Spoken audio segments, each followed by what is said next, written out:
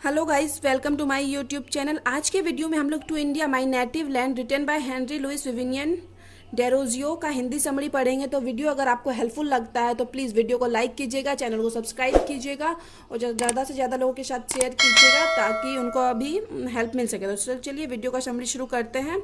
To India my native land is a remarkable poem written by Henry Louis Vivian Derozio.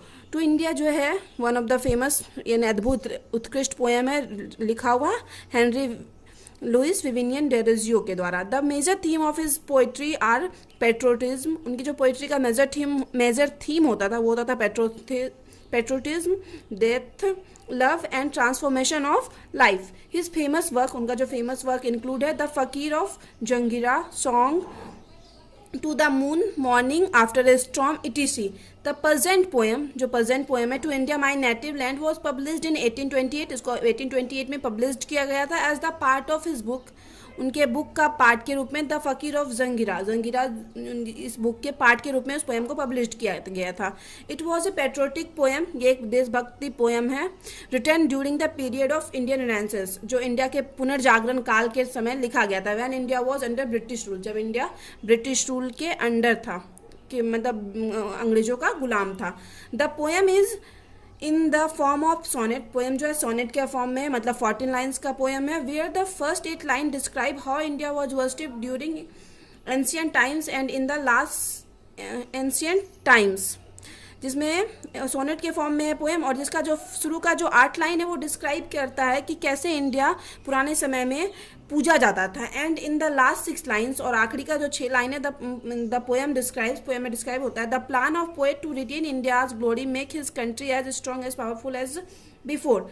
कि poet का plan को describe करता है कैसे पोएट फिर से इंडिया के ग्लोरी को वापस लाएंगे और उसको पहले की तरह स्ट्रॉन्ग और पावरफुल बनाएंगे। तो चलिए वीडियो अब समरी शुरू होता है। द पोएम स्टार्ट होता है poet describing his motherland as a deity. Poet जो है अपने मदर लैंड को डिस्क्राइब करते हैं देवता की तरह। ही स्टेट्स दैट वो कहते हैं कि during ancient times his country was glorious and rich in every field. उनका जो कंट्री था ग्लोरियस था और सभी चीज़ों में, सभी फील्ड में बहुत आगे था। इट वॉज ए पीरियड, वह एक ऐसा समय था यह, when India was famous for a civilisation, जब इंडिया अपने सिविलाइजेशन के लिए फेमस था, कल्चर के लिए और ट्रेडिशन के लिए। People from the world use to visit India and learn its ancient knowledge, culture and skills. जो पूरे वर्ल्ड के लोग इंडिया घूमने आते थे यहाँ के एंशियंट पुराने समय के नॉलेज को सीखने, कल्चर और स्किल्स को सीखने। इन दैट टाइम, उस time India was worshipped like a goddess, India को एक देवता की तरह, देवी की तरह पूजा जाता है। बट अब जो जैसा टाइम है हैज़ बीन चेंज्ड, मतलब पोएट वो अंग्रेज़ों के जब इंडिया अंदर था, अंग्रेज़ों के अंडर था, अंग्रेज जब इंडिया पे शासन कर रहे थे तब की बात करते हैं। हैज़ बीन चेंज्ड, उस समय टाइम चेंज हो चुका था। India no longer sustain its beauty and glory, India अब अपना ग्लोरी और ब्यूटी बनाए हुए नहीं था, मतलब खत्म हो चुका था इंडिया का ब्यूटी और glory. Because when it is under the rule of British they destroyed, क्योंकि जब इंडिया ब्रिटिश के अंडर था, ब्रिटिश अंग्रेजों का गुलाम था, तो ये इंडिया का जो ग्लोरी और ब्यूटी को है ना डिस्ट्रॉय, मतलब बर्बाद कर दिए, ख़त्म कर दिए। इन नेक्स्ट लाइन, अगली लाइन में the poet describe India as an eagle, poet describe करते हैं इंडिया को एज ए ईगल की तरह। A bird of eminence power, एक ऐसा बर्ड जिसके पास बहुत पावर है। But this eagle is tied down in chain, लेकिन इस ईगल को चेन में बांध दिया गया। Its wings have been clipped, और इसके विंग्स, पंख को क्लिप कर दिया गया। And it can not fly, अब यह उड़ नहीं सकता है। The Britons have bound our country by making it their slaves, हमारी कंट्री को जो अंग्रेज हैं मतलब खुद का गुलाम बनाकर बांध दिए हैं और खुद का गुलाम बना दिए हैं, और जिस वजह से इंडिया का ग्रोथ मतलब बन चुका है, इंडिया पूरी तरह से ग्रोथ नहीं हो पा रहा है।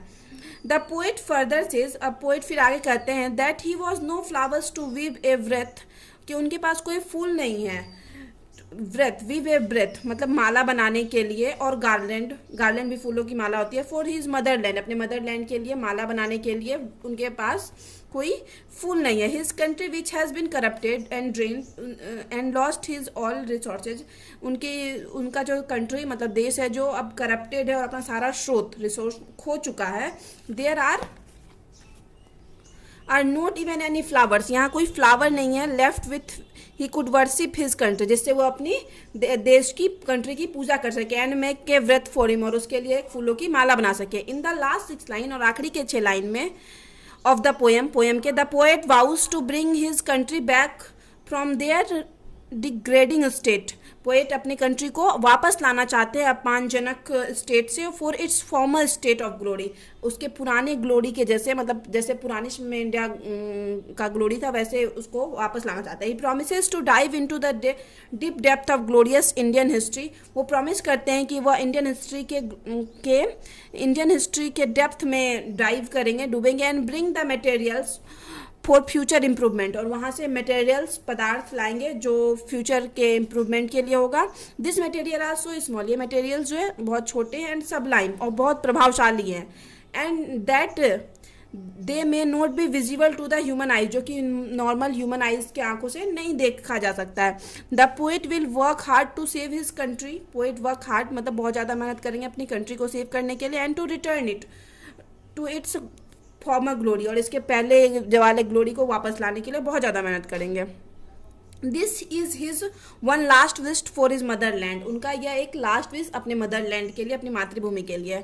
Through this poem the poet writes the past glory of India, इस पोएम के थ्रू पोएट इंडिया का पुराने ग्लोरी को लिखते हैं, and now the country that was once, और लेकिन अब जो country worshipped as a deity, जो कि एक देवता की तरह पहले पूजी जाती थी, अब हैज़ बिन चेंज हो गया है वो कंट्री है, down to the lowest depth, और अपने लोएस्ट डेप्थ मतलब पुराने, मतलब बहुत ज़्यादा नीचे जा चुका है। His vows to return his country, उनका मतलब वो प्रतिज्ञा लेते हैं कि वो अपनी कंट्री को वापस लाएंगे, टू हिट्स फॉर्मर ग्लोरी, इसके मतलब पुराने समय के ग्लोरी को वापस लाएंगे, by diving deep into its glorious path, इसके गौरवशाली पथ में डाइव करके, मतलब पूरे डूब के इसके ग्लोरी को वापस लाएंगे। The poem is a famous patriotic poem by Derozio, poem जो है वन ऑफ द फेमस देशभक्ति पोएम है डेरोजियो की। He expresses sadness at the state of his motherland and helps the create a better future for, वो अपने sadness को express करते हैं थ्रू दिस पोएम के लिए, जो मदरलैंड मतलब उनकी मातृभूमि से रिलेटेड उनको दुख होता है, और कोशिश करते हैं कि एक अपनी मातृभूमि को एक अच्छा बेटर फ्यूचर दे सके। थ्रू दिस पोएम, इस पोएम के थ्रू ही expresses his aim to spread historical consciousness among Indians, इस पोएम के थ्रू वो एक्सप्रेस करते हैं अपने एम को, जो कि वो ऐतिहासिक कॉन्शियसनेस मतलब चेतना को जगाना चाहते हैं इंडियन के बीच में, इंडिया मतलब इंडिया के पुराने ग्लोरी को बताना चाहते हैं, कैसे इंडिया सिविलाइज था, कल्चर था पुराने समय में, वो इंडियंस को बताना चाहते हैं। इफ़ ही सक्सेड, अगर वे सक्सेस हो जाते हैं, ही वॉन्ट नथिंग इन रिटर्न, वो वापस मतलब उसके बदले कुछ नहीं चाहते हैं फ्रॉम हिज कंट्री, अपने कंट्री से। तो यहाँ पे वीडियो खत्म होता है। अगर वीडियो आपको अच्छा लगता है तो प्लीज़ वीडियो को लाइक कीजिएगा, चैनल को सब्सक्राइब कीजिएगा, और कमेंट करके बताइए कि आपको कौन सी टॉपिक पे वीडियो चाहिए। मैं जल्दी उस टॉपिक पे वीडियो बनाऊंगी। तो मिलते हैं नेक्स्ट वीडियो में नेक्स्ट टॉपिक के साथ।